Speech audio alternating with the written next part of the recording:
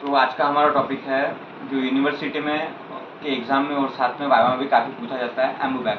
तो एम्बूबैग का मीनिंग क्या होता है? Ambu bag stand for artificial manual breathing unit, और इसको सेल्फ इन्फ्लेटिंग बैग भी बोलते हैं। तो इसके पार्ट्स देखेंगे अपन। इसके पार्ट्स में है ये सबसे जो बीच का पार्ट है इसको बोलते हैं सेल्फ इन्फ्लेटिंग बैग। उसके बाद ये रहती है उसकी वॉल असेंबली, इसको बोलते हैं पॉपअप वॉल, और इसको बोलते हैं ये रिजर्वायर के लिए रहता। ये वाला एक बहुत जो बड़ा होल दिख रहा है वो रिजर्वायर के लिए रहता है और छोटा रहता है ऑक्सीजन की। ठीक है, तो हर एक चीज़ का अपन फंक्शन पढ़ेंगे क्यों है। जो ये वॉल असेंबली रहती है सबसे पहले ये वाली, इसका फंक्शन क्या रहता है? अपन जब बैक को प्रेस करते हैं तो यहाँ से ऑक्सीजन निकलता है। तो जब वो ऑक्सीजन जैसे प्रेस किए तो उसका एक वॉल ओपन हो जाता है वॉल असेंबली का, और जैसे वो अपने ओरिजिनल पोजीशन पे जो बैग आ जाता है उसके बाद वो वॉल अपने आप क्लोज हो जाता है ताकि जो एक्सपायर एयर है वो वापस बैग में ना जा पाए। और इसके बाद है ये पॉपअप वॉल, इसको बोलते हैं प्रेशर रिलीजिंग वॉल भी। तो अपन अगर एकदम स्पीड से इधर किसी पेशेंट को अम्बू देते रहे तो स्पीड से अम्बू देने की वजह से पेशेंट को न्यूमोथोरैक्स भी हो सकता है। तो उस न्यूमोथोरैक्स को प्रिवेंट करने के लिए क्या हो जाता है, मतलब एकदम अग्रेसिवली अपन ने उसको अगर अम्बू देते रहे तो ये जो वॉल है एक्स्ट्रा प्रेशर जो यहाँ से जनरेट हो रहा है उसको रिलीज करता है ये, अगर एकदम अपन जोर से देते रहे तो। ठीक है, उसके बाद है ये जो होल रहता है बड़ा वाला होल वो रिजर्वायर के लिए रहता है और ये ऑक्सीजन इनलेट के लिए रहता है।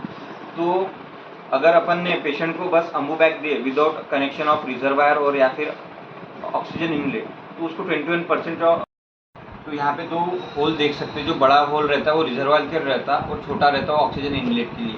तो अपन अगर with Ambu bag without reservoir और विदाउट ऑक्सीजन इनलेट अपन पेशेंट को अगर अम्बू बैग से रिससिटेट किए तो उसका ऑक्सीजन डिलीवर्ड कितना रहेगा? 21%। बट अगर अपन ने रिजर्वायर लगा दिया और ऑक्सीजन इनलेट नहीं लगाए तो उसका oxygen delivered to the patient रहेगा 40 to 60%। और रिजर्वायर भी लगाए और ऑक्सीजन इनलेट भी लगाए तो उसका जो oxygen delivered to the patient रहेगा वो 100% रहेगा।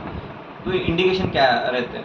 तो अम्बू बैग की इंडिकेशन रहते हैं कि उसको रिससिटेट करने में यूज़ होता है, और साथ में कोई भी पेशेंट को ब्रीथिंग डिफिकल्टी रही तो उसमें भी ये यूज़ होता है। और इसकी कॉन्ट्रा इंडिकेशन क्या है? तो कंजेनाइटल डायफ्रेगमेटिक हर्निया में अपन इसको कॉन्ट्रा इंडिकेट करते हैं ये पेशेंट को।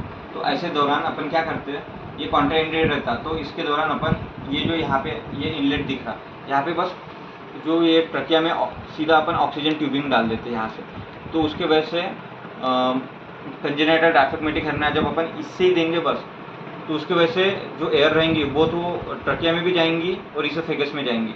तो ऑक्सीजन ट्यूबिंग डालेंगे तो उससे जो ऑक्सीजन डिलीवर्ड रहेगा बस ट्रकिया में जाएगा और पेट में नहीं जाएगा। तो उसकी वजह से अपन कंजेनाइटल डायफ्रेगमेटिक हर्निया को प्रिवेंट कर सकते हैं। उसके जो बाद है रहेगा उसका चेस्ट कंप्रेशन, और तो ratio of chest compression to the bag and mask ventilation कितना रहना चाहिए? तो 3 chest compression followed by 1 bag and mask ventilation. मतलब अपन 3 चेस्ट कंप्रेशन दे रहे हैं तो एक एम्बू बैग का बैग एंड मास्क वेंटिलेशन देना पड़ेगा, और ये 2 सेकंड के अंदर होना चाहिए। मतलब 1 मिनट में कितना आना चाहिए? 1 मिनट में 90 compression followed bye 30 bag and mask ventilation आना चाहिए। Thank you.